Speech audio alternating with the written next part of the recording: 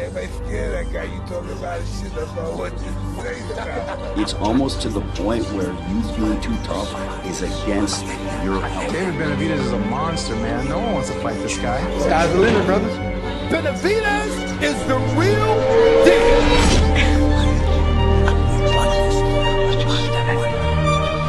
You got that?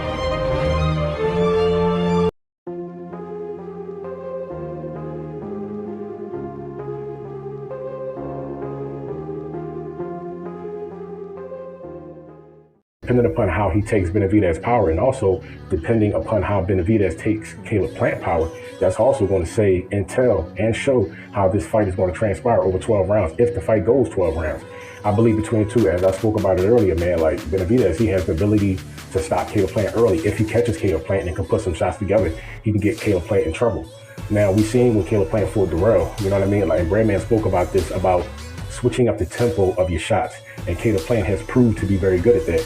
And he's going to have to do that to disrupt the rhythm of David Benavidez. Being as though Benavidez, his hand speed is quicker than Caleb Plant, in my opinion, and he's a volume puncher. If Caleb Plant can adjust that volume from Benavidez and maybe even turn it down a little bit and disrupt it, that's really going to be that's going to be big for Caleb Plant.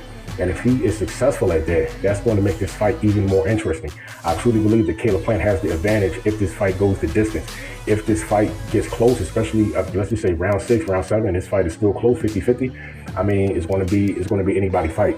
But I think the advantage is probably going to go towards David Benavidez in the first 3 to 5 rounds. If he can, like I said, catch Caleb Plant, put some shots together, he can get Caleb Plant in trouble. He throws enough punches and he's accurate enough to possibly get the ref to come in there and call it off. Will it happen? Who knows? But this fight is going to be a great fight, man. Both of these guys want to fight Canelo Alvarez. And Canelo Alvarez, a lot of people say Canelo lost a step. Now, when he fought Caleb Plant, this is Canelo. Caleb Plant was doing pretty good in the earlier rounds. But then he started talking to Canelo, you know what I mean, trying to get Canelo's approval while you mid-fight. And that's where he made not only a pivotal mistake, but a strategic mistake. Because if I'm Canelo, I'm like, you know what I mean, you doubting yourself. You know what I mean? You feel as though what you're doing in the ring is insufficient. So now I'm in your head a little bit, you know what I mean? So now if I'm in your head a little bit, all I gotta do is just press you, you know what I mean? And further frustrate you, and further get in your head and make you doubt your skills and make you feel that you are an inadequate, you know what I'm saying, fighter. You shouldn't even be in here with me. And ultimately, that's what happened, man. And Canelo wound up putting the pressure on and breaking Caleb Plant down, catching him with that shot, that vicious shot, and putting Caleb Plant down. Now, Benavidez, he has the ability to do the same thing. Will he do the same thing is the question.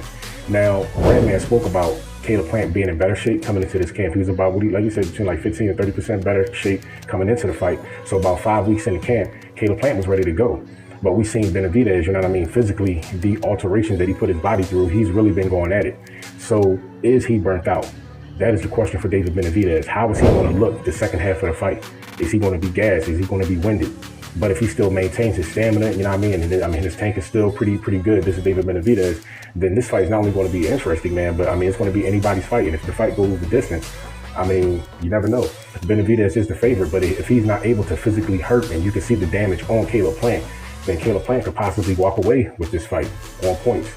Or who knows, you know what I mean? Sometimes the judges, you know what I mean, if they look at both fighters at the 12 rounds, and you know what I mean, one fighter, especially if he's the B side and he's not hurt, he doesn't have a lot of significant damage, you know what I mean, he can walk away with the fight. But if he's beat up, if he's broke up a little bit, you know what I mean, David Benavidez, he may get that A side nod. I told y'all, man, the A side nod is real. But both of these guys, they have intangibles coming into this fight that not only separates them, but also gives them certain advantages in the fight. Caleb Plant, I mean, his IQ, his boxing ability, his timing, his jab, his slickness. David Benavidez, his hand speed, his power, his range, his aggressiveness. And David Benavidez, he's a pressure fighter, but he's a tactical pressure fighter. He's not wild. So when he's coming in and he's throwing these shots, he's accurate. He has very good punch placement. So Benavidez coming into this fight, I mean, he has advantages over Caleb Plant. And in my opinion, coming into this fight, Caleb Plant has advantages over David Benavidez. We're going to have to see, I'm saying mid-fight, see how both of these guys are looking, see how both of these guys are faring so far into the fight. We're going to have to see how things transpire after that. And truth of the matter is, man, you know what I mean? Like, a lot of people yes, they think David Benavidez may walk away with this fight with a knockout, but a lot of people, man, they got faith in Caleb Plant. They think Caleb Plant can go in there and get the job done. And I really believe that not only this is a 50-50 fight, but I think a lot of ways, man, people are disrespecting Caleb Plant and they think that he doesn't have a chance. And there's nothing wrong with being a fan of Benavidez, but you have to be a fan of the science. As they say, the sweet science. And Sweet Hands Plant, he has the ability and he has the tools to go in there and disrupt what David Benavidez can do. Will he stick to the game plan? I mean, after he gets hurt, will he kick the game plan out the window and do what David Benavidez wants him to do, which is come forward and stand right in front of him? If he does that to Caleb Plant, he may lose this fight because that's a grave mistake.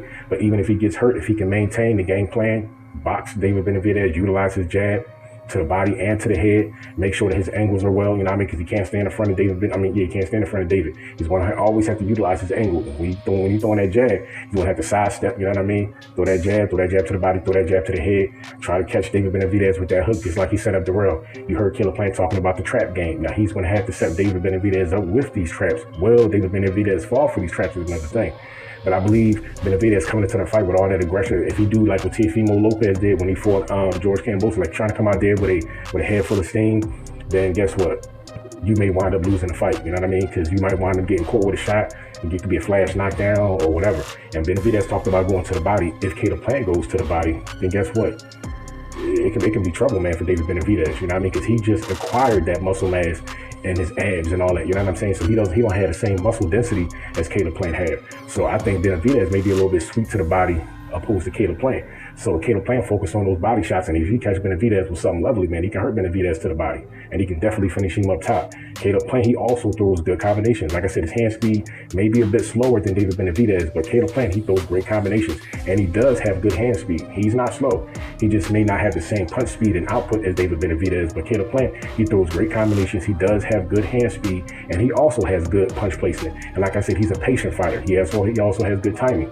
So I'm just curious to see the game plan of Breadman implemented for this fight, because if Caleb Plant can exercise that game plan, then it's going to be a great fight, and it could end up in a W for Caleb Plant. But David Benavidez is going to do everything in his power to make sure that that fight does not go into the favor of Caleb Plant.